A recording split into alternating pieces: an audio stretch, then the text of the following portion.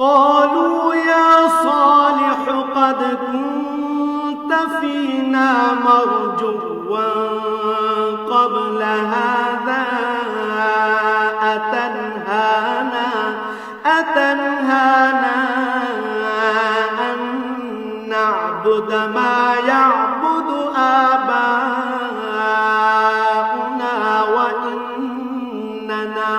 وإننا لفي شك مما تدعونا إليه مريب।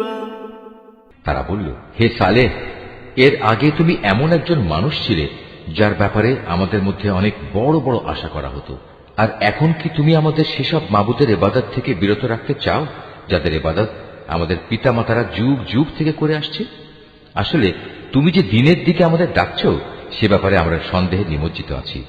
এ ব্যাপারে আমরা খুব দ্বিধাগ্রস্ত বটে। قال يا قوم أرأيتم إن كنت على بينة من ربي وآتاني منه رحمة فمن ينصرني من الله إن عصيته فما تزيدونني غير تخسير। সে বলল, হে আমার জাতি, তোমরা কি এ বিষয়টা নিয়ে একটু চিন্তা করে দেখোনি যে যদি আমি আমার মালিকের পক্ষ থেকে একটি সুস্পষ্ট দলিলের উপর প্রতিষ্ঠিত থাকি এবং তিনি যদি আমাকে তার অনুগ্রহ দিয়ে ধন্য করে থাকেন, তা সত্ত্বেও যদি আমি কোনো গুনাহ করে বসি, তাহলে কে এমন আছে যে আল্লাহর মোকাবেলায় আমাকে সাহায্য করবে? আসলে অন্যায় আবদার করে তোমরা আমার ক্ষতির পরিমাণই শুধু বৃদ্ধি করছো। وَيَا قَوْمِ هَٰذِهِ نَاقَةُ اللَّهِ لَكُمْ آيَةً فَذَرُوهَا تَأْكُلْ فِي أَرْضِ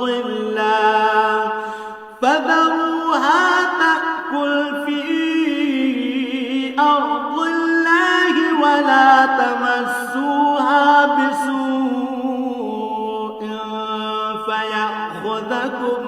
فَيَأْخُذَكُمْ عَذَابٌ قَرِيبٌ। হে আমার সম্প্রদায়, এ হচ্ছে আল্লাহ তাআলার পাঠানো উটনী। তোমরা যে নিদর্শন চাচ্ছিলে, এটা হচ্ছে তোমাদের জন্য সেই নিদর্শন। অতএব আল্লাহর এই নিদর্শনকে ছেড়ে দাও। সে আল্লাহর জমিনে চড়ে খাক, তাকে কোন রকম কষ্ট দেওয়ার নিয়তে ছুঁয়ো না। তেমনটি করলে সাথে সাথেই একটি বড় ধরনের আযাব তোমাদের পাকড়াও করবে। فعقروها فقال تمتعوا في داركم 3 أيام ذلك وعد غير مكذوب। অতঃপর তারা সেটিকে বধ করে ফেলল। তখন সে বলল, চলে যাও, তোমরা তোমাদের নিজ নিজ ঘরে 3 দিন জীবন উপভোগ করে নাও।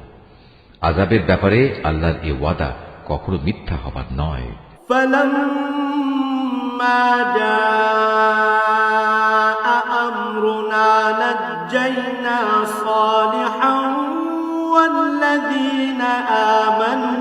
والذين آمنوا معه برحمة منا ومن خزي يومئذ إن ربك هو القوي العزيز।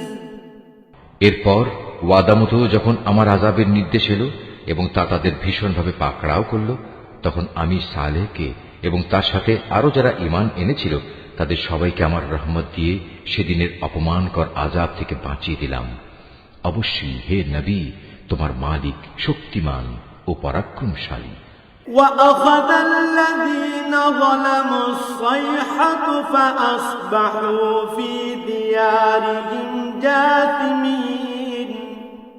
অতঃপর যারা আল্লাহ দ্বীনের সাথে জুলুম করেছে, এক মহানাদ এসে তাদের মরণ আঘাত করল, ফলে তারা নিজ নিজ ঘরে মুখ থুবড়ে পড়ে রইল।